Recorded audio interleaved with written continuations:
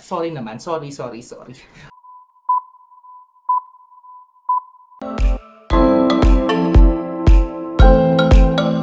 Hello mga kasangla, ito po ulit Raven Marsha, ang inyong pong pambansang sanglaero. Nabulol pa ako. Magandang araw po sa inyong lahat at ngayon ay buwan ng March 2024. O syempre, natutuwa ako dahil pang 10 episodes na natin to ng Ponobela. Matagal tayong hindi nakapag-series ng ganito, no? Ngayon naman aalamin natin magkano na ba ang sangla ng sa iba't ibang sanglaan ng 18 carats na alahas. So, dalawa yung ipapatest natin. So, ito sila. Ayan. Itong isa ay 18 karat na plain gold at ito naman ay 18 karat na may bato. By the way, mga kasangla, yung bato nito ay hindi naman siya diamonds, no? Hindi siya diamond. Ano ba yan? Hindi siya diamonds. Ano lang siya, peridot. Ito plain. Parehas silang 18 karat. So, ito yung mga itatry natin. Patingnan o pa-appraise para malaman natin magkano na ba ang sanla ngayon? Kumita na ba ako dito? At saka, saan sanglaan pinakamataas sa ngayon ang appraise? Okay, ready na ba kayo mga kasangla? Yes, tara na! Wow!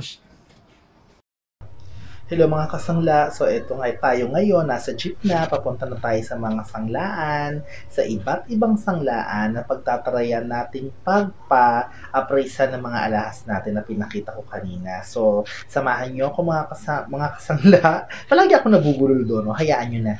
Siyempre, kailangan i-project ang ulo. Check. Okay na mga kasangla, dito tayo unang papasok dyan sa branch na yan. Andito ako sa Manggahan sa may Magsaysay. Manggahan pa. O sige, so pagpasok natin, ipapa-appraise natin yung mga alahas. Tapos mamaya, conscious talaga ako sa eyebag ko.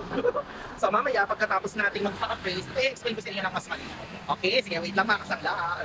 Ayan, napakabait nila mga kasangla kasi pinayagan nila tayo mag-vlog. Yun nga lang, hindi ko sila pwede ipakita. Syempre ako lang, yung kagandahan ko lang daw ang pwedeng makita. At saka yung boses nila, kung magkano talaga yung touring, no?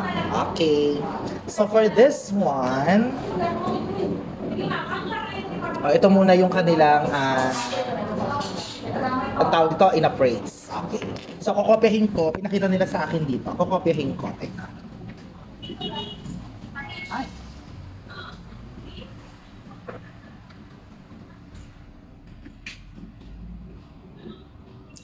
Okay. Yung isa ate.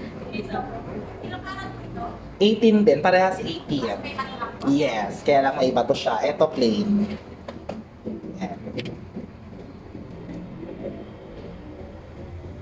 Yung yung take home na ha. Kasi di ba may... Ito. Ito.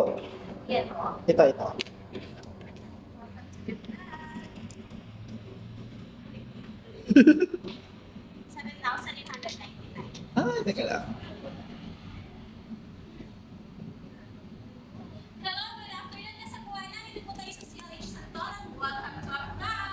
Narinig nyo! Oh. Okay, so mamaya mga kasangla i-explain ko sa inyo para maipaliwanag ko ng todo. Sinulat ko naman dito yung kanilang mga touring. So sige, wait lang. O ayan mga kasangla, nandito tayo ngayon sa Cainta. Yan, sa Vista Verde. So nakikita nyo to. Yan, dyan tayong branch ng Palawan magpapa-appraise. Tingnan natin kung magkano yung kanilang sangla ngayon. Okay, so wait. O, ayan siya mga kasangla. O, ayan. Dyan sa part na yan. Dyan sa branch na yan tayo magpapa-appraise. Yes, wait lang. At dito naman tayo sa M. Luwilier, ang tulay ng pamilyang Pilipino. I-try naman natin dito para hindi naman laging Cebuana at Palawan, ano? So ito, yan. Halina kayo, mga kasangla. At syempre, andito na nga tayo sa loob. Ang ganda ng lighting nila.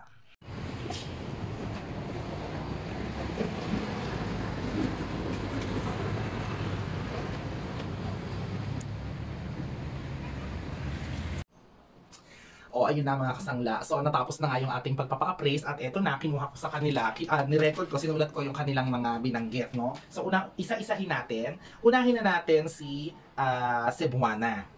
No? Unahin na natin si Cebuana. By the way, etong singsing na to, itong plain, this is 2.9 grams. Ito naman is 2.38 o 2.4 ito.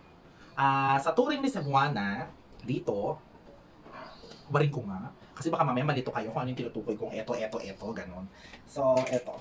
Yan. Sa touring ni Cebuana, ito sinulat ko eh. 8,337.5. Eto. So, this is 2.9, no? 18 karat. Kaya lang, di ba meron silang mga advance interest, yung mga 4% ibabawas nila doon. So, ang matitira na lang, ang matitake home ay 799 pesos. Yan. And then, dito naman sa may stone, to 18 carats din, pero nasa 2.4 o 2.38. Nagbavari ng ano eh. So, ang kinuha nila yung 2.38. Yan. So, ito naman ay nasa 5,760. Yan. Yun ang kuha nila. Hindi ko natanong yung kung magkano yung tawag dito, yung take home. Pero pwede naman natin computin. Teka lang. Computing ko nga. So, kasi 4% lang naman eh. So, 5,760 minus 4%. O, nasa 5,529.6. Yan. So, yun ang kanilang kuha ngayon dito. Yan. O, sumunod naman kay Raquel Pawn Shop. Tinry naman natin kay Raquel Pawn Shop. Etong plain na gold, nasa 8,150 yung kanilang touring. Tapos babawasin pa yung kanilang babawasin yung kanilang percent, no? So magiging 7,764 yung makukuha. Yan. Okay. So ito naman, itong plain na, itong may bato naman, ang kuha naman nila ay 5,150. Yan. Tapos, kapag binawas na yung percent, ang makukuha ay, o ang matitake home ay 4,884. So, yun na yung kanilang touring kay Raquel Pawn Shop. Ayan. May sinulat ako dito na kapag ka daw natubos mo, kunyari sinanla mo silang dalawa, no? Kahit isa lang, syempre. Kunyari nagsanla ka talaga sa kanila. Tapos, bigla kang nagkapera. At tinubos mo ng mas maaga, no? Meron kang makukuhang rebate. Yan. Nakalagay dito, pag tinubos mo sa loob ng 10 days, may makukuha kang rebate. Ayan, may makukuha kang rebate sa kanila. No? So, ayun. Parang syempre pag sinabing rebate, parang may isasoli silang pera sa'yo. Parang madi-discount ka, parang ganon. So, maganda yon kasi, syempre, ang tao naman kaya naman nagsasangla dahil gipit, kung bigla kang nagkapera, at gusto mo na siyang tubusin, may maisosoli sa yung part ng pera mo. No? So, sa iba kasi, di ba, pag sinabing, ganito yung ibabawas, kahit kailan mo siya tubusin within the month, yun pa rin yung tubos, wala kang makukuha ng rebate. Kay Raquel, in fairness, meron ha. Very good yun si Raquel doon. Maganda yun. And then, eto naman, nag-try naman tayo kay... by the way, gusto ko lang palang idagdagan, no? Kay Raquel Pawn Shop, nung pina-appraise ko to, kasi sabi ko sa kanila, ipapa-appraise ko lang naman, hindi ko naman tuloy ang isasanla. Alam mo, syempre tinest nila. Gano'n naman talaga yung gagawin, itetest naman talaga. Pero, hinanapan ko ng gasgas, walang gasgas. Kasi ang in fairness kay Raquel, kasi ang ginawa nila, sinilip ko kasi, yung densimeter na uso ngayon na ginagamit pang test talaga ng mga alahas, yung may tubig, yung ganun, para malaman nila kung ilang carats. Tapos pagka nalaman na nila yung carats, titimbangin na nila. Yun lang ang ginamit nila. So, safe ang alahas ninyo kay Raquel, in fairness sa Raquel Pawn Shop. Hindi nila ginagasgasan, hindi nila binubutas. Yun, tinanong ko na, dahil ba pina-appraise ko lang, kaya hindi ginasgasan? Sabi nila, kahit naman daw tuluyan kong ipasangla, siguro kung kakaskasin ko sa stone, very, very minimal lang na hindi ko rin daw mahahalata. Kasi nga, meron na silang tinatawag na densimeter. Yan. So, hahanap ako ng, sige, ganito yung itsura ng densimeter. Yan.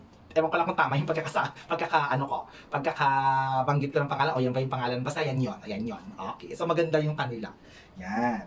And then, syempre, kay Palawan, nag-try din tayo. Okay, si Palawan naman, dito, yan. By the way, mga kasangla, itong episode na to, wala akong package, walang ganun-ganon. Basta yung regular lang na 1 month. Kung magkano yung ikakaltas nilang 1 month, kung magkano yung percent nila 1 month, yun lang. Pare-parehas na 1 month, no? So, ulitin ko tuloy. kay Cebuana, syempre, alam natin 4%. Kay Raquel, ganun din. Etong kay Palawan naman, 2.5% naman ang kanila. Yun naman ang 1 month nila. So, ang touring ni Palawan naman dito, so again, this is 2.9 grams, 8.7. So, minus 2.5%, ang makukuha mo ay 8,477.5. Okay, yan. And then, dito naman kay Ring with Stone, ang turing naman nila is 5.8. Tapos, with minus 2.5%, ang makukuha mo ay 5,650. Yan. So, syempre, hindi ko nasasabihin kung ano yung yung iba pang mga papromo or mga pakulo ni Palawan kasi dun sa previous nating video nabanggit ko naman na yon. So, ito yon. Ito yung video na yon, no? Ayan siya. O, alam nyo na yan, ha? Okay. And then, kay M. Luwilier naman, nag-try din tayo, syempre, para makita natin kung yung iba-iba talagang sanlaan, 4 na sanlaan ang tinry natin ngayon, eh. Yan. So, ito naman, kay M. Luwilier, plain gold, ang kanyang turing dito is 8,850. Parang so far siya yung pinakamataas, ano? 8,850, tapos 3.5% naman yung kanyang monthly. So, yun ang ibabawas, 8,850 minus 3.5%, ang makukuha ay 8,535.25 pesos. Yan. So, yun yun. And then, ito namang with stone, ang turing ay 7,000. So, minus 3.5%, magiging 6,750. Yan. But wait, there's more. Ayan. Sabi nung nag-appraise, ito ay dahil, itong mga presyo na to ay dahil first timer daw ako. So, ibig sabihin pala, kapag naging suki na rin nila ako, o kayo, o tayo, mas magiging mataas pa yung turing nila dito. Sa ngayon pa lang, teka lang, i-check ko ha kung tama i-check ko. Wait. Oo, sa ngayon pa lang, the first time ko sa kanila, sila na yung may pinakamataas na turing. Tapos sabi nila, kaya daw gano'n na mababa pa yung bigay nila kasi first time lang daw ako. So kapag ka kasi hindi naman talaga ako nagsasangla ng madalas sa M. Luwilier kasi malayo sila sa akin. Pero syempre, inaalam ko pa rin. Yun. Bibigyan nila tayo ng mas mataas na turing. So, gaano kataas yung pag naging suki? At saka pagka hindi ka nagpaparimata, yun din yung sinabi nila eh. Pagka hindi ka nagpaparimata at suki ka na talaga, tataas ng tataas ang bigay nila sa'yo. Yan. Pero ito naman.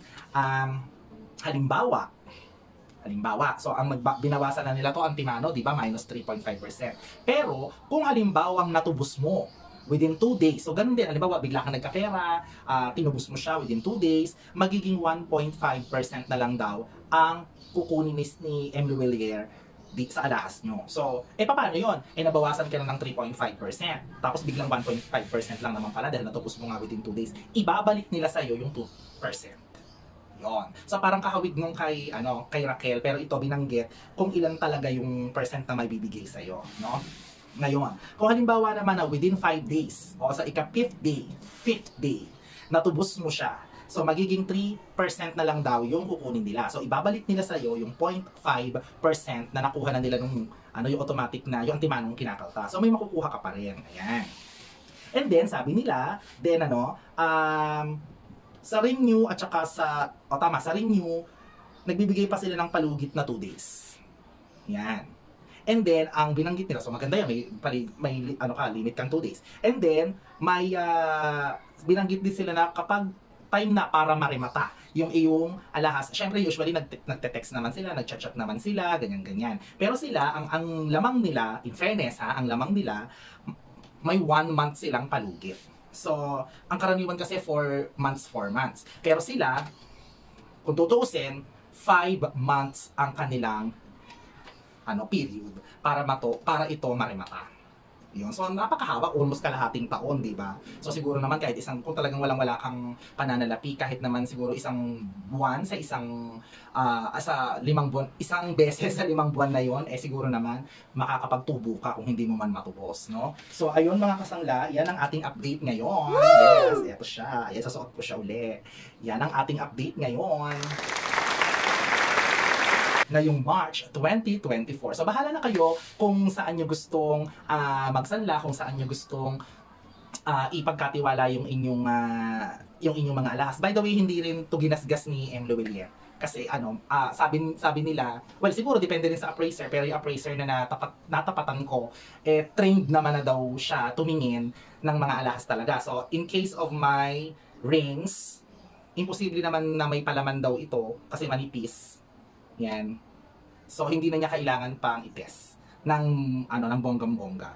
No, medyo kinuskus lang niya ng konti, konting-konti lang. Ganun lang. So, safe talaga yung mga alahas natin sa kanila. So, again, mga kasangla, kung meron kayong mga katanungan, kung meron kayong mga tawag dito gustong alamin, i-PM nyo lang sa akin. Pili na kayo dyan sa mga sanglaan na yan, kung saan nyo gustong magsangla, kung saan mataas, yan, kung kailangan nyo talaga. Anyway, palagi nyo naman tatandaan na ganito lang naman yan. Pag mataas ang sanla, mataas ang bigay, o di mataas din ang tubos, ganun lang naman din yun. Diba? Pero kung kailangan mo talaga, walang problema. At ito naman, generally, pwede ka namang magbawas sa principal na sangla mo. No? Halimbawa, 5,000 mo sinanla, tapos wala ka pang perang pantubos, pero sobra yung pera mo para pantubo. Kung halimbawa ang tubo lang ay 200, o di ang gawin mong bigay, 1, 2. O para sa susunod na buwan, 4,000 na lang ang pag-uusapan nyo ng sanglaan. Hindi na 5,000 kasi binawasan mo. Lahat naman sila ganun. Alam naman natin yung Maxwell, that is general. Well, para nga pala, hindi ko pala pwedeng sabihin, alam na natin yun kasi ito nga palang video ay ginagawa natin para dun sa mga hindi pa sanay magsangla, hindi pa alam yung mga, sorry. Okay. Patawarin niyo ako. Okay. So, yun mga kasangla. Kung meron pa kayong tanong, i-comment nyo lang dyan. At syempre, mag-subscribe naman kayo bago nyo tapusin ang video na ito. So, happy na tayo. Ang bilis ng panahon. March ka agad. So, i-share nyo naman tong video na to para lumaganap ang aking kaganda. Yes, bye-bye!